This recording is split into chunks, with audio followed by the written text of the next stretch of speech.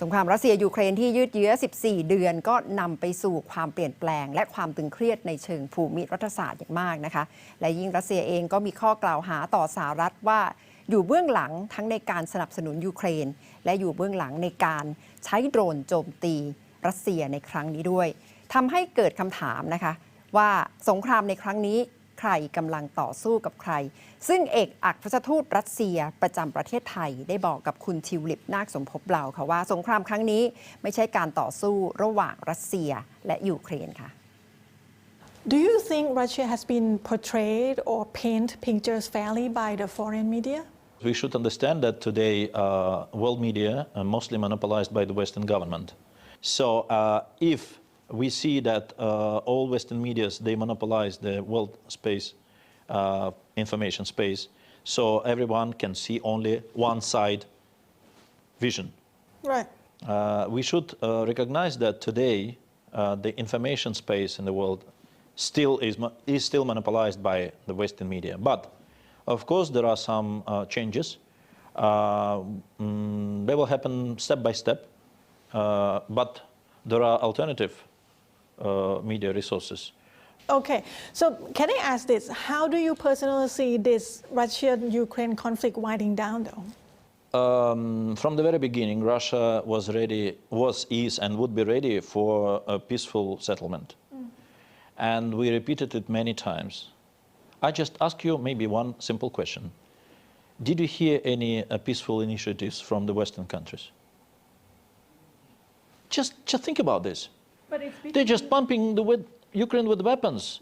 They're escalating this conflict. But it's between Russia and Ukraine, right? This is not war between Russia and Ukraine. This is not about Ukraine. More and more people understand that this is war between Russia and the Western countries. So this situation is not about Ukraine, unfortunately. I think that Western politicians, they don't care about Ukrainian people, how many people would be killed. Objective number one, to eliminate Russia as a big power, to destroy Russian economy, to remove Russia from the list of independent countries. But for us, it is very important to guarantee our own safety. How? No heavy militarized neighbor, as was decided maybe in the West concerning Ukraine. No NATO membership definitely, because we never agreed to see any military infrastructure near our borders in Ukraine. And of course, no Nazism in our neighboring countries. This is the most dangerous what we see today. But Ukraine is such a small country compared to Russia, though. Is traditional war necessary? What do you mean, small country? Compared to Russia, it's small. Estonia or Latvia is much more smaller, but or Finland, but we never have problems with them. Right.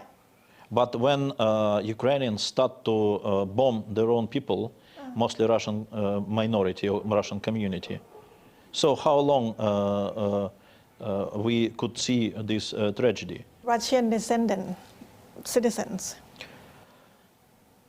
That's a very complicated question, because if you open some historical documents, okay, just 300 years ago, you don't see any mention about Ukrainian nation or Ukrainian language. Right. It was one nation, actually. This is my personal understanding, but I believe that it was, how to say, it was one of geopolitical project started maybe in the second half of 19th century, when Western countries decided to create something opposite to Russian identity, to Russian culture, to Russian language, to whatever. And I repeat again, before that conflict, majority of Ukrainians, they use Russian language in everyday's life. So how you can imagine such a normal model of your everyday's life could be eliminated. So everything was prohibited. Even destroying monuments, not only in commemoration of the Soviet army because of the Second World War. Even they start to destroy monuments in commemoration of great, poets and writers and artists like Pushkin or Tolstoy or Dostoevsky. It's a barbarian government, really.